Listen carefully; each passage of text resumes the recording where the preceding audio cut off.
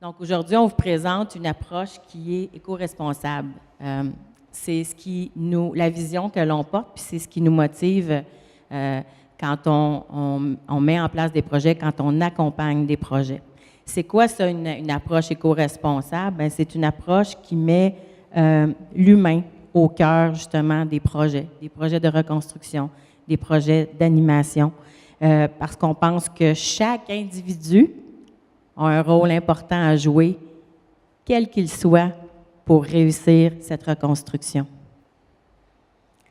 Ça, c'est le centre-ville tel que nous le connaissions avant le 6 juillet 2013, avec 110 places d'affaires, avec plus d'une centaine de personnes, de familles qui habitaient, avec un mélange de résidences, de commerces. Et ça, c'est 2 ans plus tard. Donc, on est 2 ans plus tard. C'est quand même pas rien. La décontamination est terminée. Tout a été enfoui. Puis certains d'entre vous, vous le savez, vous étiez sur le terrain.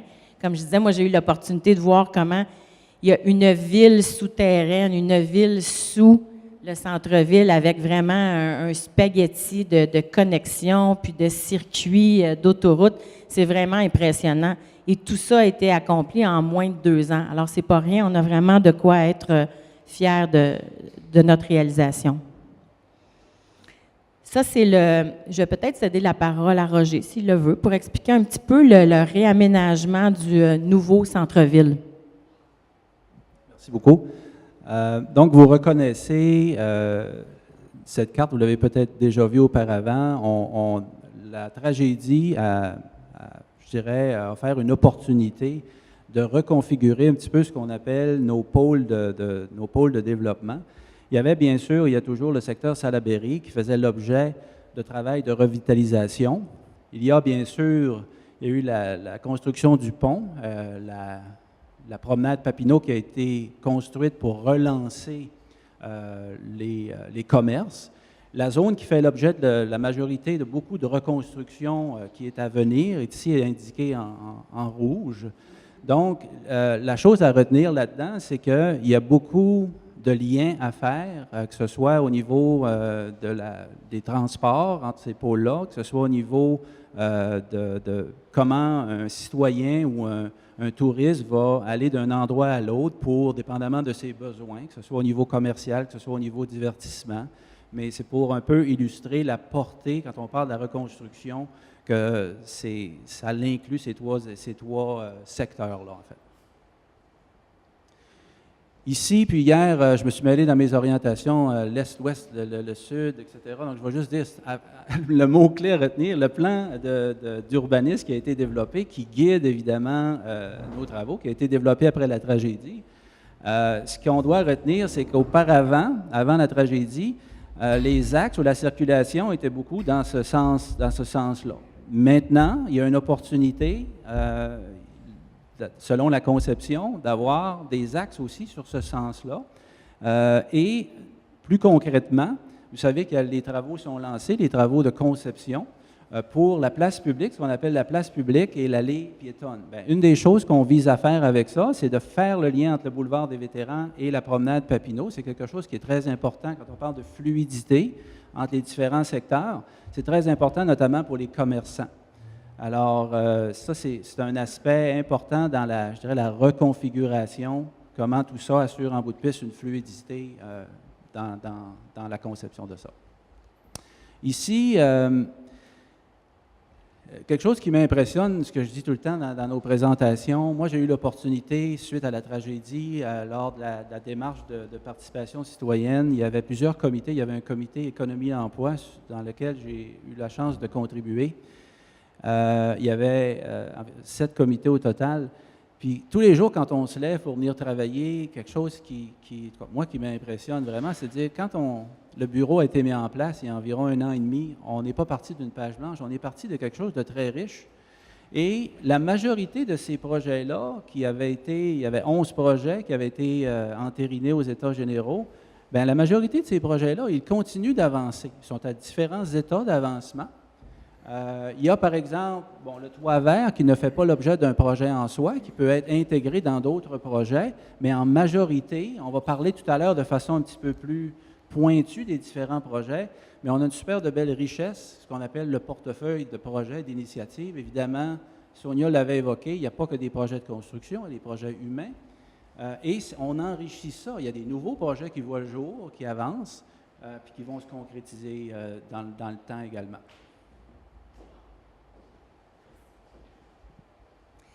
Donc, au cœur du projet, l'éco-responsabilité, je vais vous le lire. La ville de demain est éco-responsable. Ça veut dire quoi? Ça veut dire qu'elle préserve et met en valeur l'environnement, qu'elle contribue à l'amélioration de la qualité de vie et elle offre un cadre propice au développement économique. Puis ce qu'il faut retenir aussi, c'est que la ville éco-responsable, c'est une ville citoyenne, accueillante et à l'écoute, ouverte sur le monde. Concrètement, ça veut dire quoi? Ça veut dire que la ville, elle doit être construite en fonction des besoins des citoyens, à la hauteur des besoins des citoyens. Et en même temps, il faut qu'elle ait la sagesse puis l'ouverture d'esprit d'aller s'inspirer des meilleures pratiques à l'extérieur, de ce qui se fait de mieux pour être capable d'aller améliorer ce qu'on est en train de développer, ce qu'on est en train de mettre en place. C'est ça, expliqué très simplement. Puis, c'est des beaux grands mots, mais c'est aussi des mots que les gens ont exprimés. Ça, c'est un nuage de mots. Vous savez, c'est quoi un nuage de mots? C'est chaque fois qu'un mot est utilisé dans le cadre d'une rencontre, bien, on y ajoute un point. Donc, ce qui est en plus gros, c'est ce que les gens ont nommé le plus souvent. Ça, c'est des résultats des consultations avec les citoyens. Alors, on a un très beau mélange entre la nature et l'architecture osée, entre le modernisme et l'authenticité et l'histoire. Donc, ça, c'est ce que les Méganticois, les citoyens, ont exprimé sur la vision qu'ils avaient de leur ville. Puis ça vient se coller directement à l'éco-responsabilité qu'on a nommée.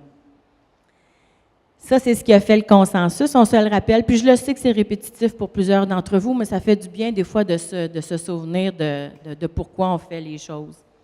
Donc, le nouveau centre-ville, bien, c'est un milieu de vie animé. Quand on parle des projets humains ou d'animation, bien, c'est ça. C'est ça à quoi on fait référence. À échelle humaine, ça veut dire quoi? Ça veut dire qu'on a le souci, on a le devoir, on a la responsabilité de reconstruire pour que ça soit viable, pour qu'il n'y ait pas ce qu'on appelle des éléphants blancs, là, des belles grosses structures, mais qui seraient sans vie. Donc, c'est ça aussi que ça veut dire à échelle humaine, qui nous représente aussi comme citoyens, comme Méganticois. Générateur d'activités communautaires, on va en voir des projets où l'ensemble des groupes communautaires sont impliqués, puis dans un cadre vert et durable. Ça, c'est le souci que l'on a, le devoir que l'on a à chaque jour. Je te laisse parler des aménagements. Merci. Alors ici, l'autre chose à retenir, puis on va en parler à quelques reprises durant la présentation, suite à la tragédie, il y avait plusieurs phases. Il y avait évidemment la gestion de la crise, il y avait de la décontamination qui a dû être faite, puis ensuite, il y avait, comme Sonia l'évoquait, des infrastructures souterraines très complexes. On appelle ça des fois un spaghetti. Puis on peut remarquer, quand on regarde une vue à vol d'oiseau des infrastructures, quand on parle de ville animée, centre-ville habité, bien, ça fait en sorte qu'on soit en voiture, qu'on soit à vélo, qu'on soit à pied, on va se promener dans ce centre-ville-là et avoir des interactions avec les gens, et c'est ce que ça favorise. Ça a été pris le jour de l'ouverture de la rue Frontenac. Et ce jour-là, on avait quelque chose de très symbolique. Quand tantôt, on va parler beaucoup de transition énergétique puis d'éco-responsabilité. Alors, Monsieur le maire et des conseillers ont utilisé un véhicule électrique pour fouler le sol pour la première fois sur la rue Frontenac. Alors, le message clé ici, c'est que ça se fait en plusieurs étapes. Il y a comme j'appelle ça des couches. Évidemment, il va y avoir de la construction qui va continuer, puis il y a tout le volet humain qui se fait à travers ça également. En fait, ce qui est aussi important de nommer, c'est que ces aménagements-là, c'est la façon dont on aménage les villes aujourd'hui. Ceux qui auraient lu les médias il y a 2 jours, Magog est en train de faire exactement la même chose. Donc, ils ont investi 20 millions pour leur centre-ville, pour mettre des trottoirs plus larges, pour venir enfouir. Nous, on l'a déjà fait. Ça fait presque 1 an que c'est fait. Alors, on peut en être fiers. Alors, ça veut dire quoi? Ça veut dire des espaces où il y a des lieux de rencontre, où il y a des milieux de vie. Ça veut dire quoi? Ça veut dire que quand on va marcher dans le nouveau centre-ville, on s'arrête sur un coin de rue, on discute. Puis des fois, la marche qui devait prendre une demi-heure, bien, ça dure 2 heures. En tout cas, moi, c'est ça qui m'arrive. Je ne sais pas si c'est la même chose pour vous, là, mais... dans un cadre vert et durable, bien, c'est important de noter que la ville de Lac-Mégantic a été très, très novatrice en permettant un congé de taxes pour les constructions Nouveau Climat de 2 ans, un congé de taxes de 2 ans et un congé de taxes de 5 ans pour les constructions LEED. C'est la plus petite des plus petites villes au Québec qui a mis en place un tel programme. Alors, c'est aussi encore une raison d'être fier. Des fois, l'idée aussi là, de la présentation d'aujourd'hui, c'est d'essayer de ramasser ce qu'on voit des fois de façon isolée. Puis quand c'est comme si on cousait une courte pointe. On a des petits morceaux, puis quand on met les petits morceaux ensemble, ça fait une super belle courte pointe, puis là, on comprend les liens entre les différents projets puis les différentes approches. C'est un peu ça aussi l'objectif de la présentation d'aujourd'hui. Le centre-ville, bien, c'est un centre-ville qui est inclusif, diversifié. Ça veut dire quoi dans la vraie vie? Ça veut dire qu'il y a de la place pour les enfants en poussette, qu'il y a les gens plus âgés, des personnes à mobilité réduite. La plus belle illustration, ça a été justement l'ouverture du bal des rues. Vous vous souvenez, on avait fait ça au moment de l'Halloween, puis c'était plusieurs d'entre vous qui aviez collaboré, des différents groupes communautaires. Il y a des gens qui avaient coupé les légumes pour faire les soupes. Donc, ça a été vraiment un travail d'équipe, un travail de toutes les personnes impliquées. L'ambition qu'on a, c'est de devenir la plus grande des petites villes au Canada. Ça veut dire quoi? Ça ne veut pas dire de devenir la plus grande en superficie, ni la plus grande avec les plus hauts gros buildings puis les plus hauts gratte-ciel. C'est pas ça. Ça veut dire que on a l'ambition de faire les choses autrement, de faire les choses avec inspiration, d'aller chercher les meilleures pratiques, les meilleures façons de faire, les plus innovatrices pour être inspirantes pour les autres communautés. Il y en a combien de communautés qui sont similaires à la nôtre ailleurs au Canada et qui s'inspireraient de nous? Et c'est vraiment ça notre ambition. Quand on dit la plus grande des petites villes, c'est ça. Petite ville parce que, oui, c'est certain qu'on aspire à attirer plus de population et en même temps, il faut que ça demeure à dimension humaine, que ça demeure à notre échelle puis que ça nous représente. C'est ça que ça veut dire, la plus grande des petites villes. Pour y arriver, bien, on a plusieurs projets. Je vais de nouveau céder la parole à Roger pour parler de diversification économique. Alors, quand on va un petit peu plus dans le pointu des projets, un des projets qui avait vu le jour dans le cadre là, de la participation citoyenne et qui est chapeauté par Bélan Audet puis une équipe de contributeurs, c'est le Centre du savoir. Donc, l'idée principale, c'est de pouvoir mettre à contribution toute l'expertise qui a été acquise, par exemple en gestion de crise, et aussi par rapport aux besoins en sécurité ferroviaire. Il y a eu la création de l'ICSIM, je pense que c'est la prochaine page. Un des volets de ça, c'est la création d'un Institut de culture et sécurité qui a été créé. C'est un OBNL qui existe. Et si on regarde, vous savez évidemment que depuis la tragédie, Transport Canada, il y a eu plusieurs, par exemple, des réglementations qui sont modifiées, etc. Il y a des besoins en formation, notamment aux premiers répondants, pour les premiers répondants, que ce soit le service d'incendie, de police, etc. Et aussi pour des employés de compagnies de chemin de fer, surtout les plus petites, les compagnies plus régionales qui n'ont pas les capacités de formation nécessairement. Alors, il n'y a pas présentement de centre de formation dans l'Est du Canada qui donne des cours, par exemple, en français, etc. Alors, eux, ce qu'ils ont fait, il y a un partenariat avec l'Université de Sherbrooke. Il y a une chaire de recherche qui va être mise en place pour nourrir les efforts de formation. Et il y a du travail aussi avec le centre de formation ici, puis le Cégep Beauce-Appalaches. L'idée, c'est de développer des formations, de donner des services conseils, etc. Ils ont fait une étude de faisabilité déjà qui confirme le potentiel et il y a également un volet, un bâtiment qui est ciblé pour le centre-ville, un volet touristique pour expliquer l'histoire de l'industrie ferroviaire. Alors, c'est un des projets très, très prometteurs là, qui est en travail présentement. Le centre magnétique, ça me fait plaisir d'en parler aussi. Évidemment, quand on se penchait sur le sujet de comment on peut faire en sorte, comment on peut diversifier notre économie et qu'on continue, c'est la priorité du Conseil, ça a été bien établi lors de l'arrivée du nouveau Conseil aussi. Comment on peut diversifier? On a un héritage en région ici au niveau manufacturier, au niveau du bois, au niveau du granit, mais on pouvait voir est-ce qu'on peut penser évoluer dans d'autres sphères d'activité. Marie-Claude le mentionnait hier notamment. Aujourd'hui, avec les technologies qui existent, beaucoup de travail peut maintenant se faire à distance. Il y a même des opérations sur des gens qui se font vers des médecins à distance. Il y a toutes sortes de choses. Il y a une transformation importante de comment les gens travaillent. Alors, le Centre magnétique, encore une fois, c'est 2 étudiants de l'Université McGill, Bernard et Cécile, qui sont venus lancer ça.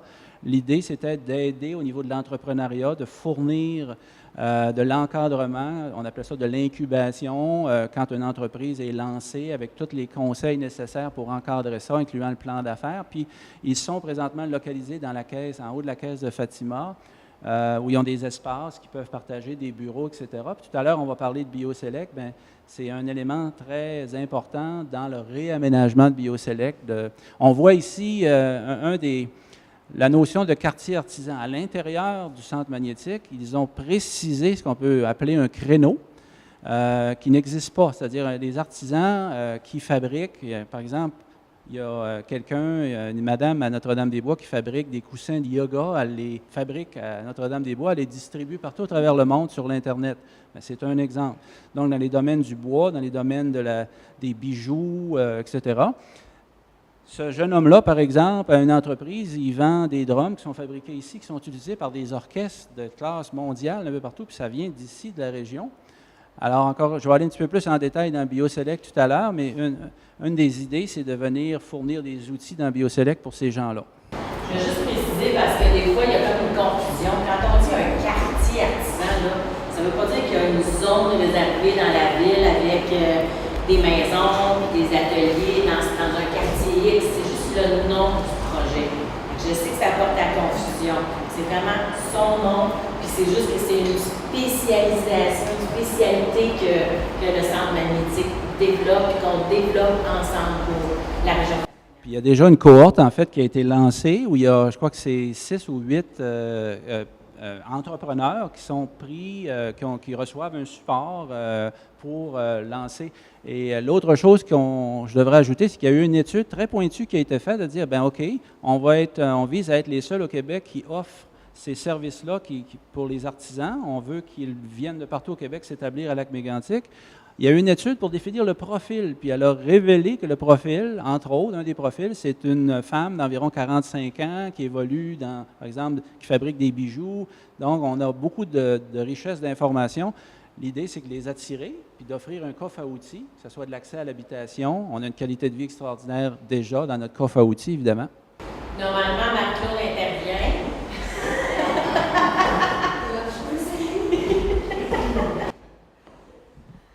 Il y a bien d'autres places auparavant que je serais intervenue, mais que je ne l'ai pas fait. Désolée. Ou vous êtes chanceux, peu importe. Pourquoi on a focusé sur le quartier artisan? Bon, le centre magnétique sera un incubateur, un accélérateur, ne se limitera pas nécessairement aux artisans entrepreneurs. Par contre, dans l'étude de faisabilité, l'étude de marché, on a vraiment remarqué un besoin extrême, un besoin très important en Amérique du Nord qui n'existe pas à nulle part. On envoie des incubateurs partout dans les grandes villes. Ils sont principalement focusés sur la technologie d'information. Ils veulent vraiment, il y a beaucoup de villes qui se concentrent sur incuber des start-up, des mini-entreprises en technologie d'information, en espérant qu'ils deviennent, en leur donnant tous les outils nécessaires pour qu'ils deviennent les IBM de ce monde. Et puis, on se rend compte, comme la dame de Notre-Dame-des-Bois dont Roger parlait, qui aujourd'hui a des besoins. Le fait à la main, c'est une mode, c'est un nouveau besoin. Il y a des gens qui sont prêts à payer plus de 1 000 $ pour un lavabo en bois. Il y en a qui sont prêts à payer des centaines, des milliers de dollars pour des bijoux faits à la main. C'est en grande demande partout dans le monde. Et souvent, la seule faiblesse que ces entrepreneurs-là, ces artisans-là ont, c'est qu'ils n'ont pas nécessairement le background pour savoir comment faire fleurir et vraiment être capable de distribuer leurs produits partout dans le monde. Donc, ils ont des super beaux produits, ils ont beaucoup de talent et tout ce que ça leur prend, c'est un petit coup de main pour savoir comment monter un plan d'affaires, quel programme de subvention ont-ils accès, comment mettre mes produits en ligne, comment aller me chercher un nouveau marché. Et puis, on le voit avec des gens, William, c'est ça? On le voit comme William, ça fleurit, un coup qu'on leur donne les outils, ça va vraiment très vite. Puis, avec ça, on serait le seul incubateur d'artisans entrepreneurs au Canada, voire même peut-être même en Amérique, probablement en Amérique du Nord. Donc, on a vu là un besoin très pressant qui existe, qui pourrait être très payant, et puis on a décidé de se lancer là-dedans. Par contre, le centre magnétique ne se limitera pas aux artisanpreneurs. S'il y a une jeune entreprise qui veut démarrer et qui a besoin d'un coup de main, bien, ça sera un one-stop shop où les gens pourront aller cogner aux portes et rencontrer les institutions financières, les programmes de subvention et tout ça. Ça suffit pour l'instant. Le prochain projet, qui est un projet important, qui est porté par la Ville, c'est le projet de réhabilitation BioSelect. Bon, pour l'instant, c'est son nom de travail. On y trouvera certainement un nom un peu plus, comme je dis toujours, sexy, mais pour l'instant, c'est notre nom de travail. Donc, c'est un projet, je peux te laisser parler si tu veux, Roger. Donc, la première chose à dire, vous êtes évidemment au courant de ce projet-là. La première chose à dire, c'est que quand on parlait d'éco-responsabilité, ce bâtiment-là, plutôt que le détruire, on va le réaménager. On va utiliser tout ce qu'il y a de bon. Il y a une bonne structure, il y a une bonne dalle de béton, etc. Ça, c'est la première chose. Ensuite de ça, dans ce bâtiment-là, qui est prévu, en passant, pour être prêt, pour être livré au début de l'été 2018, parce qu'il y a une firme qui a été embauchée qui s'appelle Affleck de la Riva, qui est une firme de classe mondiale, qui sont beaucoup spécialisés dans du réaménagement de bâtiments patrimoniaux. L'idée, c'est qu'on va y loger on peut dire, il y a 3 volets, 3 groupes d'usagers. Il y a le marché public. Le marché public, moi, je suis arrivé dans la région en 2004. Déjà, je me souviens, il était près de l'ancien Aréna. Ils ont déménagé plusieurs fois et là, ils veulent aller à quelque part, puis que ce soit le dernier déménagement. Et un marché public, comme vous savez, on a fait des études, le Centre magnétique a aidé aussi avec des études là-dedans à voir.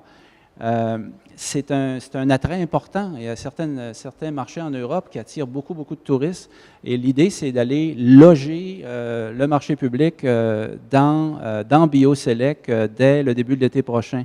L'espace jeunesse, j'aurais envie, Julie, de te laisser en parler, vu que tu es là. Tu veux prendre une minute pour en parler? C'est vu que c'est Julie qui porte ce volet-là. Merci. Bonjour. Bien, en fait, peut-être ce que je peux dire, c'est que au départ, avec la participation citoyenne, les jeunes ont été aussi mobilisés pour connaître leurs besoins à eux, parce que souvent, on a tendance à plutôt regarder les besoins des adultes, mais les jeunes ont des besoins particuliers, entre autres de bouger, de se rassembler, d'avoir un lieu où ils vont se sentir chez eux, qui vont être accueillis, et qui ne seront pas non plus écartés là, loin dans des quartiers où on ne les voit pas trop.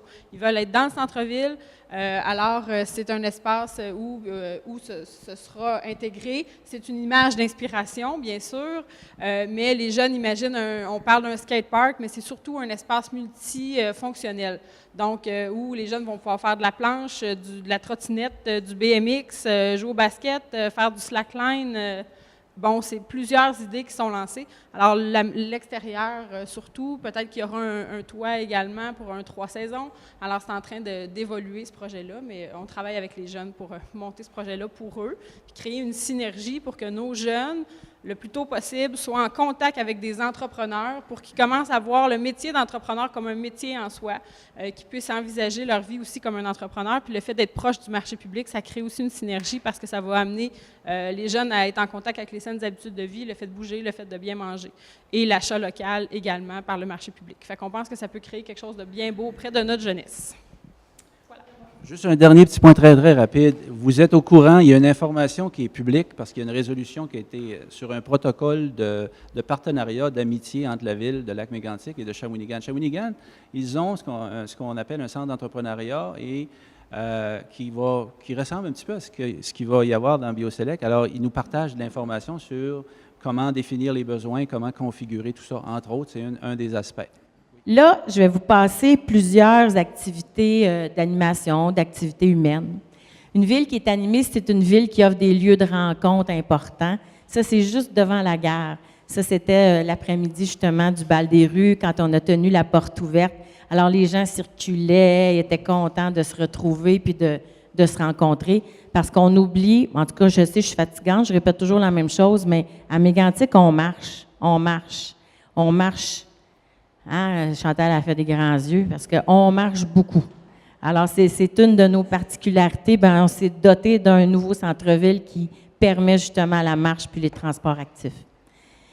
Une ville animée, vous le reconnaissez? C'est une ville qui est à échelle humaine. Oui, c'est Richard qui était sur un GB, c'est un véhicule électrique. Puis c'est aussi l'image forte dont Roger parlait tout à l'heure. Lors de l'ouverture de la rue, les premiers véhicules qui ont foulé la rue Frontenac, ben c'était ces véhicules électriques avec M. Cloutier, Pierre aussi, tu en as fait, je pense, hein? Puis Julie aussi. Donc, c'était une image forte qu'on a voulu transmettre aussi du renouveau de Lac-Mégantic. Une ville animée, c'est une ville qui met l'humain à l'avant-plan, qui donne toute la place à l'humain, que ce soit dans sa reconstruction ou dans ses animations. Alors, c'est par le biais d'événements. Bien sûr, on n'est pas en train de vous faire la liste de tous les événements parce qu'on en aurait pour 4 heures, Andrea, n'est-ce pas? Avec toutes les activités qui se passent au centre-ville. Le piano public, dont le deuxième piano va être inauguré le 19 juin ici devant la gare. Donc, on est dans le mouvement des pianos publics qu'on retrouve un petit peu partout dans les différentes villes au Québec.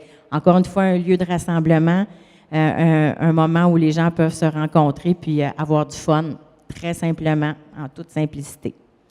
Une ville animée, c'est aussi une ville qui offre des activités que normalement on va à l'extérieur pour poursuivre ces activités-là. Puis cette fois-ci, on les amène ici. Ça veut dire quoi? Ça veut dire que Yoga Mégantic, c'était 500 participants inscrits.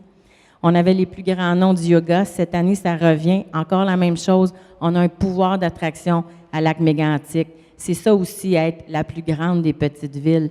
C'est d'être capable d'attirer des gens qui vont faire ça à Montréal, qui vont faire ça ailleurs, et ils viennent faire ça chez nous, parce qu'on a cette opportunité-là.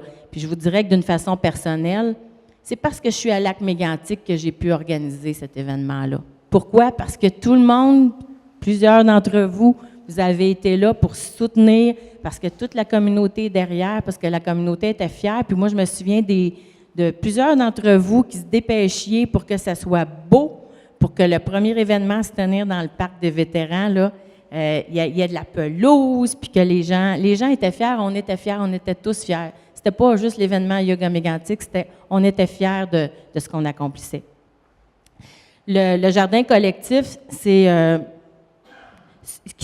le jardin collectif, c'est un jardin qui a été érigé sur le site du futur Colibri, la future capitainerie, entre autres. Fabienne en parlera plus longuement. Mais c'est quoi un jardin collectif? C'est sûr qu'on n'a pas récolté 3 caisses de tomates. Hein? Puis c'était pas l'objectif. Il y a eu plus qu'une tomate. En fait, un jardin collectif, c'est quoi? C'est un espace de rencontre. Encore une fois, c'est un prétexte pour que les gens s'arrêtent, discutent, échangent et contribuent. C'est surtout ça qui est important. C'était la contribution que chacun pouvait avoir dans un tel projet. Ça veut dire quoi concrètement? Ça veut dire que des matins, la chef jardinière arrivait, puis l'arrosoir avait été réparé, le jardin avait été arrosé. Puis ça a permis d'organiser aussi d'autres activités en toute simplicité. Quand je dis « nous », c'est pas nous au bureau, là, puis c'est des citoyens, c'est des groupes, c'est des gens qui ont décidé d'organiser des événements, puis de mener des actions aussi pour se réapproprier la ville, leur ville. La ville animée, c'est aussi les ateliers du lac. Fabienne va vous en glisser un petit mot. Donc, les ateliers du lac. Les ateliers du lac, c'est une école d'été en architecture. On a tenu la première édition l'année dernière. Ça rassemble des étudiants français et québécois de Lyon, de Québec, de Sherbrooke. Le travail qu'ils ont fait l'année dernière a porté notamment sur BioSelect, sur la réhabilitation du bâtiment. Et les travaux ont été tellement bien accueillis par le conseil municipal et d'une telle qualité que c'est ce qui a été en fait à la base de l'appel d'offres qui a été donné pour les concepteurs qui aujourd'hui, comme le disait Roger, travaillent sur les plans du bâtiment. Donc l'objectif avec ce travail et l'accueil des étudiants début juillet, c'est toujours dans l'état d'esprit d'éco-responsabilité, d'avoir cette ouverture d'esprit et ces inspirations qui font que voilà, on a une richesse dans l'évolution aussi qu'on envisage pour Lac Mégantic. Et cette année, donc, on est en train d'organiser la 2e édition des Ateliers du Lac qui va se tenir du 3 au 14 juillet pour accueillir à nouveau une nouvelle cohorte d'une 15aine d'étudiants, toujours français et québécois. Une autre initiative d'une grande petite ville, ben, c'est les matinées créatives, les Creative Morning. C'est quoi? Vous avez entendu parler de ça vaguement. C'est que dans plus de 170 villes à travers la planète, il y a un conférencier ou une conférencière qui a un thème imposé et qui doit parler sur ce thème à des gens qui sont invités. Vous pouvez y aller, c'est ouvert à tous. Lac Mégantic est un des 4 chapitres du Québec. Donc, c'est exceptionnel qu'on ait eu cette accréditation-là. Il y a Montréal, Québec, Trois-Rivières et Lac Mégantic. Puis ça, c'est dû beaucoup là, à l'initiative de Bernard Darche de Centre Magnétique. Oui, c'est ma photo. J'en ai fait une des conférences et Marie-Claude aussi. Et Julie aussi, c'est vrai, pardon. On anime aussi, comme vous le savez, chaque mois par des conférences inspirantes qu'on offre gratuitement depuis 2 hivers. On fait ça l'hiver. C'est sur des thèmes là, qui sont en lien, bien sûr, avec la reconstruction. Des fois, c'est l'architecture, des fois, c'est l'écologie, des fois, c'est l'agriculture urbaine, etc., etc. Et à chaque fois, ça a permis des réalisations concrètes. D'ailleurs, j'ai oublié de mentionner tout à l'heure que le jardin collectif va prendre de l'expansion. Donc, va venir s'installer à peu près aux 2/3 devant moi, je l'appelle ça le green, le vert de golf, là. Notre carré vert devant la gare. Donc, les 2/3 vont être aménagés aussi cet été, encore une fois par les groupes de citoyens qui, entre autres inspirés par les conférences, ont décuplé leurs idées. Puis, il y aura une animation que moi, j'appelle toujours un peu 360. Donc, on veut que ça circule entre le jardin du Colibri, l'hôtel de ville, la gare et autour pour que les gens là, animent cet espace-là et se le réapproprient. Vous connaissez la marche du vent par cœur. Elle devient encore plus grandiose quand le marcheur d'étoiles rencontre la marche du vent. Le marcheur d'étoiles, comme vous le savez, c'est le parcours de sculpture dont les 2/3 devraient être déployés cet été avec des plaques identifiant chacune des œuvres également. Et dans un avenir ultérieur, certainement d'autres animations potentielles avec le parcours. C'est quand même unique d'avoir 48 sculptures aussi grandioses déployées dans un centre-ville. L'idée, c'est de faire circuler les visiteurs, les citoyens, à travers le parcours et à travers le nouveau centre-ville. Il faut être fier aussi de l'Église qui s'est fait faire une beauté avec la mise en lumière et avec bien sûr, un 3e prix international. C'est pas rien, encore une fois. Puis là, je vais dire ce que Marie-Claude dit habituellement. On était même gênés. On se demandait, on devrait-tu poser notre candidature? C'est juste un petit projet. On est juste une petite ville. Alors, si on s'était arrêté à ça, on n'aurait jamais gagné ce 3e prix international-là. Puis ce qui est à noter, c'est que ça a été fait en collaboration étroite avec les gens de l'Astrolabe puis le International Dark Sky Federation. Autrement dit, c'est que toutes les illuminations sont en 100% conformes avec la réglementation lumineuse de notre région. Donc, il y a de quoi être fier. Puis en plus, c'est un symbole tellement important pour la ville. L'ancien centre-ville était habité, il va le redevenir habité. Je vais le passer rapidement parce qu'on pourrait y aller longuement, mais je vois que le temps file. Donc, un projet important, c'est le projet Concerto, qui est un projet communautaire C'est un projet pour lequel il y aura combien d'habitations? On est rendu à 13? 13 unités de logement abordables. Il y aura un parc d'amusement au rez-de-chaussée. Il y aura une garderie pour horaires atypiques et des bureaux aussi pour quelques organismes à l'intérieur. Et ils en sont rendus au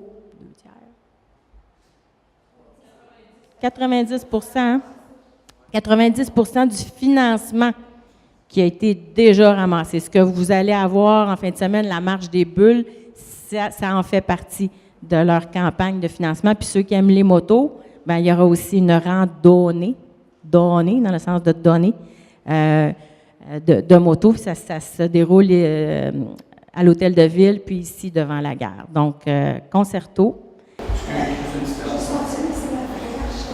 Oui, ça c'est de l'inspiration réaliste. Donc, Vous ajoutez que le chantier va être lancé, va être lancé au mois de novembre, donc cette année. Un autre, celui-là, il est déjà bien avancé. Là, c'est le multilogement avec une place d'affaires au rez-de-chaussée et 4 logements à l'étage. Le projet résidentiel des vétérans que vous connaissez bien également. Pour l'instant, 3 unités qui sont montées sur un total possible de 11. Le projet Vivacité qui, lui, serait devant le projet des vétérans ici. Ça, c'est un projet qui permet aux gens d'accéder à la propriété. Autrement dit, c'est que l'OBNL fournit la mise de fonds. Donc, si moi, je veux m'acheter une maison, je n'ai pas les moyens, l'OBNL fournit 20 pour la mise de fonds, puis ensuite, moi, je fais mes paiements comme propriétaire. Au moment de la revente, je remets la mise de fonds et il y a aussi un pourcentage qui est remis à l'OBNL et moi, je récupère les profits. Je peux aller racheter autre chose ailleurs. Donc, c'est une façon très, très innovatrice de permettre à des gens qui n'auraient pas normalement accès à la propriété de pouvoir s'acheter une maison ou un logement. L'idée, c'est d'en faire un cohabitat, c'est que les gens seraient ensemble sur ce terrain-là et décideraient de comment ils ont envie de développer leur espace commun, comment ils ont envie de vivre au quotidien aussi. Ça serait le premier projet au Canada, parce qu'on a cet exemple-là au Vermont qui fonctionne déjà. Donc, pour Vivacité, c'est ici, à Lac-Mégantic, qu'ils veulent faire le premier projet de cohabitation puis à capital partagé. Donc, on attire et on réussit encore à attirer des gens pour des raisons très positives. Ah oui, puis là, tu sais, ça joue des coudes, là, parce qu'il y a Laval qui voudrait bien les tirer de leur côté, puis là, ils résistent, hein? C'est un peu comme un roseau. Fait que là, le projet Vivacité se fait ventiler de part et d'autre, puis on a besoin absolument de les ancrer ici pour que ce soit le premier endroit au Canada. L'édifice institutionnel dont la construction a démarré cette semaine, qui accueillera les bureaux de Service Canada. C'est un bâtiment de 2 étages. Bien sûr que l'hôtel, ce n'est plus... ça, c'est de l'inspiration. C'est-à-dire que le visuel a changé, mais l'importance d'un hôtel et d'un centre d'affaires est toujours prédominant. Je vous dirais que moi, Yoga Mégantic, si j'avais eu un endroit pour loger du monde, il y aurait eu 2 journées d'activité parce qu'il y a tellement d'invités qui voudraient venir que ça serait concrètement possible. Donc, l'énergie qui est au cœur de la relance, ça va être Fabienne. Pour petite, on la presse toujours. Donc, l'idée, c'est de positionner Lac-Mégantic comme le leader de la transition énergétique dans le monde rural au Canada. Pourquoi? Le pourquoi, alors? Comme hier, c'est ce que je disais, hein, l'énergie au cœur de la relance, qui est une thématique extrêmement importante dans le projet dans lequel on travaille. Et alors, mon défi est de vous dire ça en très peu de mots. Et, comme mes collègues me disent régulièrement, j'utilise toujours beaucoup trop de mots. Il paraît que c'est très français. C'est ce que Julie m'a dit aussi il n'y a pas très longtemps. Donc, allons-y. Donc, pourquoi l'énergie finalement et pourquoi Lac-Mégantic? L'énergie, déjà parce que c'est un enjeu planétaire dans l'ensemble du contexte de changement climatique. Je ne vais pas vous faire une grande conférence là-dessus, même si on pourrait y passer des heures. Et pourquoi lac mégantic? Parce qu'aujourd'hui, nous avons un symbole fort et ça fait du sens à Mégantic, dans une ville qui a été détruite par un train chargé de pétrole, donc d'énergie fossile, de se tourner finalement vers les énergies renouvelables et d'être exemplaire dans la façon dont on le fait. Et on retrouve aussi la notion de monde rural dans cette ambition d'être la plus grande des petites villes, d'adapter finalement ce modèle de transition énergétique, donc de se tourner vers les énergies renouvelables en milieu rural, donc vers de l'autonomie, loin des grands centres. Et voilà, ouais, elle est là. Donc, sur cette thématique-là, le projet du Colibri est un des projets phares. C'est un projet qui a été initié, comme vous le savez certainement, par une équipe de professionnels de la construction durable français, qui a proposé d'accompagner la municipalité dans la reconstruction du restaurant Le Citron Vert de l'ancienne capitainerie qui se situe à côté de la marina. Et de fil en aiguille, en fait, et dans le développement, dans la maturité, dans la maturation, si on peut dire ça comme ça, du projet, dans les différents partenariats qui ont été établis, la proposition, le bâtiment est devenu vraiment un bâtiment très efficace énergétiquement. On peut appeler ça aujourd'hui un bâtiment net zéro. Donc le Colibri aujourd'hui, c'est quoi? On va y retrouver des services de restauration, des services communautaires aussi, qui sont ce qui est demandé par les citoyens, par la ville et par la communauté. Donc des salles de bain publiques qui desserviront la marina notamment.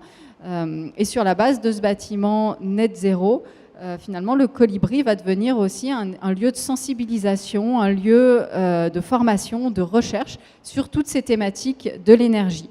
Qu'est-ce que ça veut dire finalement un bâtiment net zéro? C'est un bâtiment qui produit autant d'énergie qu'il en consomme. Et comment il fait? Il a des éléments, il aura en tout cas des éléments de production. Alors ces images, c'est des images d'inspiration qui ont été faites il y a déjà quelques mois, mais l'objectif c'est d'y intégrer des panneaux solaires ou des petites éoliennes pour venir produire de l'électricité. L'objectif avec les énergies renouvelables aussi, c'est de pouvoir les stocker pour les utiliser quand on en a besoin, quand le soleil n'est plus là. Donc il y aura aussi des éléments de stockage, des batteries à l'intérieur de ce bâtiment. Et également, l'enjeu est de venir optimiser à travers ce qu'on appelle un système de gestion. Donc Sonia me dit, mais c'est quoi un système de gestion ? Un système de gestion, finalement, c'est simplement un logiciel qui est relié à différents capteurs dans le bâtiment, et ce logiciel va permettre de venir voir est-ce que l'énergie du soleil, là, elle est disponible parce que moi j'ai mon lave-vaisselle qui tourne, donc j'ai besoin d'énergie, ou au contraire c'est Hydro-Québec qui est le moins cher. Donc voilà, c'est un logiciel qui permet de gérer toutes ces données-là. Et à partir de cette expérience-là, du développement du projet du Colibri, finalement, il n'y avait qu'un pas pour envisager même le développement d'un micro-réseau à l'échelle du centre-ville. Donc, en effet, vous voyez on voit pas bien le pointeur, le Colibri qui a pour objectif d'être donc ce mini-réseau à l'échelle du bâtiment. Et on va venir déployer, on travaille à ça, à déployer un micro-réseau à l'échelle de l'ensemble du centre-ville, avec différentes étapes finalement. L'étape de définir déjà des bâtiments performants. Donc ça, c'était une image d'inspiration de BioSelect. Là, on peut voir, j'ai mis un petit camion pompier pour la future caserne qui s'en vient aussi. Donc on travaille sur les bâtiments sur lesquels la municipalité a une maîtrise, en tout cas, à venir déjà faire des bâtiments performants. C'est la première base de ce type de projet. Et la municipalité, la ville, a mis en place, comme vous le savez, le crédit de taxe municipale pour 5 ans pour tout projet LEED. Donc ça vient vraiment appuyer cette volonté-là. Et ensuite, donc, pour compléter ce micro-réseau, l'idée, c'est de venir y ajouter de la production d'énergie. Donc là, ça peut être des panneaux solaires, mais comme je vous disais tout à l'heure, ça peut être aussi de l'éolien, de la géothermie, voilà, des éléments qui viennent produire de l'énergie et le stockage. Pourquoi ça fait du sens? Bien sûr, comme je vous le disais tout à l'heure, parce qu'on est à Mégantic, parce qu'il y a ce symbole, mais aussi aujourd'hui parce qu'on a des équipements et des technologies qui sont de moins en moins coûteuses et de plus en plus efficaces et qui permettent d'avoir des modèles qui sont pertinents et efficaces vers de l'autonomie énergétique notamment. Voilà. Et ça, j'ai déjà tout dit, avec des services qu'on peut développer, même jusqu'au transport électrique, on en avait parlé un petit peu tout à l'heure. Et vu que je vois que le temps tourne, je vais redonner à... C'est Roger qui fait la suite. Alors, je vais aller rapidement. On l'a évoqué un petit peu tout à l'heure, dans un esprit de diversification économique. Après la tragédie, il y avait eu beaucoup de réflexions de fait, c'est-à-dire comment on peut diversifier. On a un héritage, encore une fois, manufacturier. Et on s'était dit, vu qu'il y a beaucoup de travail qui peuvent être faits à distance, on avait pensé aux technologies de pointe. Et là, le lien qui est super intéressant à faire, c'est que, avec ce que Fabienne vient d'expliquer, un micro-réseau comme ça, c'est une nouvelle façon de faire. Les petites villes de notre taille, de taille similaire, partout à travers le Canada, ont des enjeux similaires. Bien, il va y avoir toutes sortes de besoins de développer des logiciels de gestion, un petit peu comme l'exemple que Fabienne évoquait. Alors ça va faire en sorte que des entreprises, par exemple en développement de logiciels, vont être intéressées à s'établir ici. Et là, on fait le lien aussi avec BioSelect. Marie-Claude l'a évoqué, ça ne se limite pas à l'artisanat, au quartier artisan, il peut y avoir d'autres sphères d'activité. Alors, on pourrait imaginer que aussi un entrepreneur vienne s'établir dans BioSelect, développer des logiciels en lien avec le micro-réseau, et puisse évoluer dans ce secteur-là. Alors, l'idée, ce n'est pas de créer des milliers d'emplois, mais d'offrir d'autres opportunités, que ce soit à nos jeunes, pour pas qu'ils aient à aller travailler à Québec ou Montréal là-dedans, ou d'attirer des gens ici également. Les piliers sont déjà présents. La transition énergétique, la technologie, on en a parlé, la construction durable, LEED, Novoclimat, entre autres, les artisans entrepreneurs, il y a déjà un noyau fort, l'attractivité touristique, puis surtout, ben, on est en mouvement, on est tous en mouvement. Tu sais, c'est pas nous, c'est pas vous, c'est pas on, c'est eux, c'est tous ensemble. Alors ça, c'est aussi ce qui fait qu'on arrive encore à attirer des gens. La planète on a eu la loupe planétaire sur nous il y a presque 4 ans. On l'a encore, mais cette fois-ci pour des raisons de reconstruction. Les gens vont vouloir voir comment on rebondit, comment on se relance et comment on avance. Donc, on arrive encore comme ville éco-responsable à produire puis à construire de façon à ce que ça nous ressemble, que ce soit à échelle humaine. Puis je rejoins Dominique dans ses craintes.